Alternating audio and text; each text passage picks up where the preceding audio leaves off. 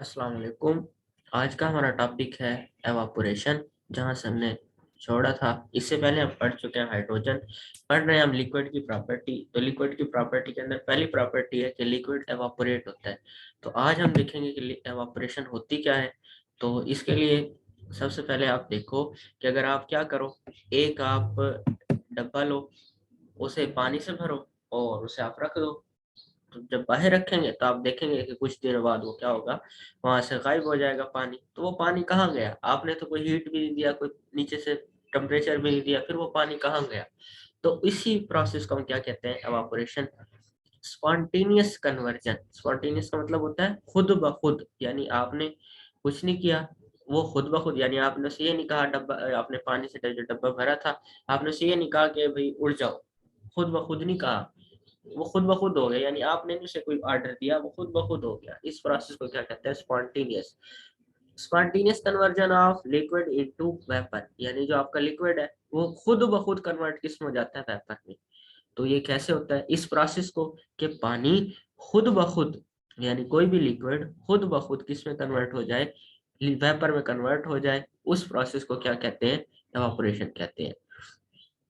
उसके बाद ये होता कैसे, हाउ, ये पॉसिबल कैसे होता है कि कोई चीज खुद ब खुद कैसे हो जाए, कन्वर्ट हो जाए? तो पहली चीज आप देखो कि वाटर वाटर क्यों है, पानी पानी क्यों है। देखो वाटर है, एक वाटर का मॉलिक्यूल, दूसरा, तीसरा, चौथा। तो इनके दरमियान आपको पता है कौन सी फोर्स होती है? हाइड्रोजन बॉन्डिंग है, जिसे हम क्या कह देते हैं? इंटरमॉलिक्यूलर फोर्स मौजूद होती है। जब तक ये इंटरमॉलिक्यूलर फोर्स से जुड़े हुए हैं उस वक्त तक ये लिक्विड लिक्विड ही है। अगर ये फोर्स इनके दरमियान से क्या हो जाए, इनके दरमियान से टूट जाए अगर ये फोर्स, तो अगर ये टूट गई तो फिर क्या हो जाएगा आपके पास? अगर ये वाली फोर्स टूट जाए तो आपको पता है क्या होना है फिर इसके साथ। अगर ये फोर्स टूट गई तो ये किस में कन्वर्ट हो जाएगी? तो अगर ये यहाँ से टूट जाए, ये यहाँ से टूट जाए और ये यहाँ से टूट जाए, तो ये किस में कन्वर्ट हो जाएगी? हर चीज कन्वर्ट हो जाएगी आपके पास। किसके अंदर कन्वर्ट हो जाएगी जनाब? गैस के अंदर कन्वर्ट हो जाएगी। तो ये फोर्सेस तोड़ना जरूरी है, ये वाली जो ये फोर्सेस है। अब आपको पता है जितने भी मॉलिक्यूल होते हैं वो सारे के सारे मॉलिक्यूल वाटर के अंदर क्या रखते हैं? काइनेटिक एनर्जी होती है उनकी। जो काइनेटिक एनर्जी होती है, तो फिर उससे होता क्या है? तो काइनेटिक एनर्जी देखो, कुछ मॉलिक्यूल की होती है हाई, यानी बहुत से मॉलिक्यूल, हर मॉलिक्यूल की एक जैसी काइनेटिक एनर्जी नहीं होती। यानी जैसे माशरे के अंदर कोई गरीब है, कोई अमीर है, बिल्कुल इसी तरह जो वाटर के मॉलिक्यूल हैं इनके अंदर भी काइनेटिक एनर्जी जो मौजूद है वो एक जैसी है। कुछ है हाई के, कुछ है एवरेज के। जो हाई है उनकी एनर्जी बहुत ज्यादा हाई है। अब जब बहुत ज्यादा हाई है तो वो क्या करते हैं? जो इंटरमॉलिक्यूलर फोर्स है इन पर काबू पा लेते हैं। अब देखो ये हिल रहे हैं, वो मूव कर रहे हैं और एक जगह से दूसरी जगह, ये इनकी काइनेटिक एनर्जी है। कुछ की बहुत ज्यादा होती है। जब बहुत ज्यादा होगी तो होता ये है कि ये वाली जो फोर्स है यहाँ से इंटरमॉलिक्यूलर फोर्स, ये टूट जाएगी। अब जाहिर है यही हम चाहते थे कि टूट जाए। जब ये फोर्स टूट जाएगी यहाँ से इंटरमॉलिक्यूलर फोर्स, तो ये मॉलिक्यूल अलग अलग अलग हो जाएंगे। और जब अलग हो जाएंगे इसी को हम क्या कहते हैं? इसी चीज को हम क्या कहते हैं कि ये किस में कन्वर्ट हो गए? लिक्विड में कन्वर्ट हो गए। तो ये देखो ये मॉलिक्यूल मौजूद है वाटर के, ठीक है। कुछ की एनर्जी लेस है और कुछ की एनर्जी क्या है? मीडियम है। कुछ की एनर्जी है हाई। जिनकी हाई है वो क्या करते हैं? सतह से निकल जाते हैं। ये सतह से निकल गए। तो जब ये सतह से निकल गए तो अब ये किस फेज में चले गए? गैसियस स्टेट में चले गए। तो इसी ये जो प्रोसेस है, इसी प्रोसेस को हम कहते हैं कि ये किसमें खुद ब खुद किसमें चले जाते हैं? जो सरफेस के मॉलिक्यूल है वो हाई एनर्जी वाले बाहर निकल जाते हैं। क्यों? क्योंकि वो इंटरमॉलिक्यूलर फोर्स को तोड़ चुके होते हैं। इसी प्रोसेस को हम क्या कहते हैं? एवापोरेशन कह देते हैं। तो ये हमारे पास था एवापोरेशन कैसे होती है, थोड़ा सा इसका तारुफ था। अब आ जाओ जनाब कि आप जिसे कहते हैं कि ये तो समझ आ गई कि क्यों होती है। सिंपल अल्फाज में ये समझ आई कि कुछ मॉलिक्यूल एवरेज होते हैं, कुछ हाई होते हैं। जो हाई होते हैं वो अंडर मॉलिक्यूलर फोर्स को काबू पा लेते हैं और सतह से क्या निकल जाते हैं? बाहर। तो अभी तक हमें ये समझ आई कि एवापोरेशन होती क्या है, एवापोरेशन क्यों होती है, कैसे होती है, वो हमें समझ आ गया। अब एक और अहम बात कि evaporation continue at all temperature. जितने भी टेम्परेचर है सब पर कंटिन्यू रहती है। यानी देखो बॉइलिंग भी तो यही नहीं था, जब आप पानी को बॉयल करते यही नहीं होता कि लिक्विड कन्वर्ट हो जाता है वेपर में, जिसे आप बॉइलिंग पॉइंट कहते हैं। लेकिन बॉइलिंग में और इसमें फर्क कैसे है? तो यही फर्क है मेन, कि बॉइलिंग पॉइंट 100 डिग्री ही है, उसी पर होगा, लेकिन एवापोरेशन हर टेम्परेचर पर जारी रहती है। वही मिसाल आप मद्देनजर रखो कि आपने वो एक बर्तन में पानी लिया था और वो पानी आपने बाहर रखा था। अगर सर्दियां हो चाहे गर्मी हो, उस पानी ने उड़ना ही है। हो सकता टेम्परेचर की वजह से डिपेंड करेगा कि सर्दियों वाला 10 दिन में उड़े और वो एक ही दिन में उड़ जाए गर्मी वाला, लेकिन उड़ेगा जरूर, जाएगा जरूर। Spontaneous conversion of liquid into vapour होगी लाजमी। तो मेन फर्क इसके अंदर और बॉइलिंग पॉइंट में यही है कि ये हर टेम्परेचर पर जारी रहता है, ऑपरेशन हर टेम्परेचर पर जारी रहेगी। आगे मजीद देखते हैं इसके फैक्टर हैं, कौन कौन से फैक्टर पे डिपेंड करता है।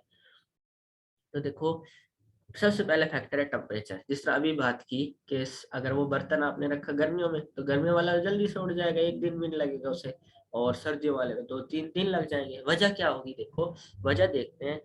मैंने इसे लिखा है कि टेम्परेचर डायरेक्टली प्रोपोर्शनल एवापोरेशन की, यानी टेम्परेचर जितना ज्यादा होगा उतनी एवापोरेशन ज्यादा होगी। ऐसा क्यों होगा? देखो टेम्परेचर ज्यादा होगा तो क्या ज्यादा होगी? Kinetic energy. और हमने अभी देखा कि काइनेटिक एनर्जी जब ज्यादा होगी तभी सतह से बाहर निकलता है, इसी को हम क्या कहते हैं? एवापोरेशन। जितना ज्यादा टेम्परेचर उतनी ज्यादा काइनेटिक एनर्जी, जितनी ज्यादा काइनेटिक एनर्जी उतनी ज्यादा एवापोरेशन। ठीक है, मिसाल आपके सामने वही बर्तन जो हमने लिया था उसकी आ गई।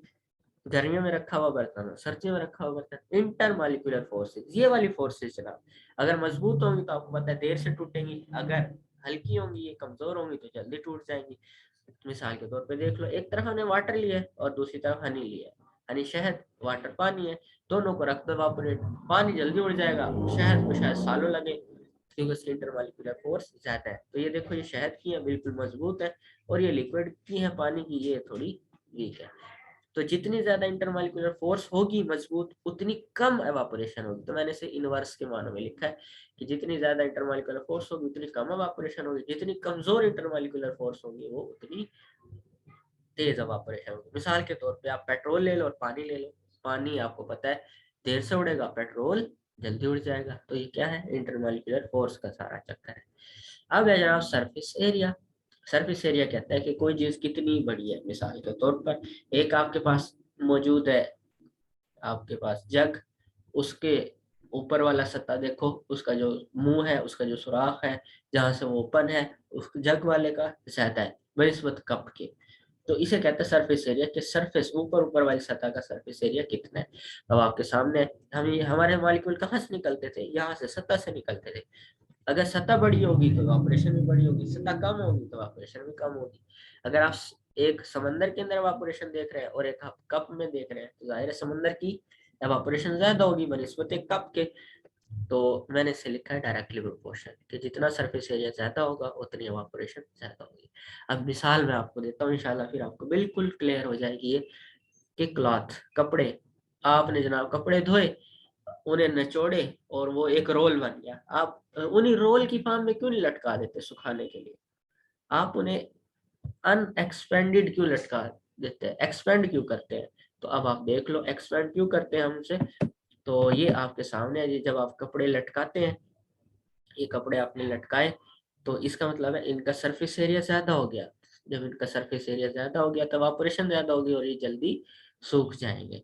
तो ये आपके पास थी इस चीज से रिलेटेड, के सरफेस एरिया से रिलेटेड। अब हम आगे चलते हैं। आगे छोटा सा कंसेप्ट है कि ऑपरेशन काज कूलिंग। मिसाल के तौर पर अल्कोहल ऑन है, जब आप क्या करते हो, सिपरेट आप अपने हाथ पे लगाते हो तो आपको ठंडक फील होती है। इसके पीछे भी कौन कार फरमा है? इसके पीछे भी ऑपरेशन है। देखो कैसे, आपको पता है कि टेम्परेचर दरअसल क्या है? एनर्जी है ना टेम्परेचर। आप काइनेटिक मॉलिक्यूलर थ्योरी में पढ़ा था कि काइनेटिक एनर्जी डायरेक्टली प्रोपोर्शनल होती है टेम्परेचर के। अभी हमने बात की कि वाटर की काइनेटिक एनर्जी है, कुछ मॉलिक्यूल हाई है, कुछ मॉलिक्यूल लो है। आपको पता है हाई मॉलिक्यूल क्या कर जाएंगे? एस्केप, जिसे हम ऑपरेशन कह रहे हैं। तो टेम्परेचर क्या हो जाएगा? कम हो जाएगा, क्योंकि हाई टेम्परेचर वाले, हाई काइनेटिक एनर्जी वाले तो चले गए। अब पीछे कौन बच गए? लो वाले।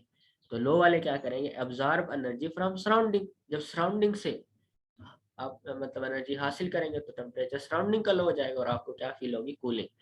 अब मिसाल के तौर पे आपके हाथ पे सिपरेट रखी थी, सिपरेट के हाई मॉलिक्यूल तो आपको पता है एस्केप कर गए। अब जो बाकी मॉलिक्यूल आपके हाथ पे पड़े हुए हैं वो कहाँ से एनर्जी हासिल करेंगे? सराउंडिंग। अब सराउंडिंग कौन है? आपका हाथ है। जब आपके हाथ से एनर्जी अब्जॉर्ब होगी तो टेम्परेचर क्या हो जाएगा, लो। जब टेम्परेचर लो होगा तो आपको क्या फील होगी, कूलिंग। तो अगर क्वेश्चन आ जाए एवापोरेशन काज कूलिंग कैसे, तो आपने ये सारा बता देना है कि कुछ की मॉलिक्यूल की हाई एनर्जी होती है वो एस्केप कर जाते हैं, और बाकी मॉलिक्यूल जो रह जाते हैं वो एनर्जी अब्जॉर्ब कर लेते हैं, कहाँ से, सराउंडिंग से। जब सराउंडिंग से एनर्जी अब्जॉर्ब होती है तो एनर्जी कम हो जाती है, जब एनर्जी कम हो जाती है तो क्या हो जाती है, एवापोरेशन काज कूलिंग। तो उम्मीद है आपको समझ आई होगी इंशाल्लाह। बाकी फिर इसका एक पोर्शन रह गया, वो इंशाल्लाह हम नेक्स्ट लेक्चर में करेंगे।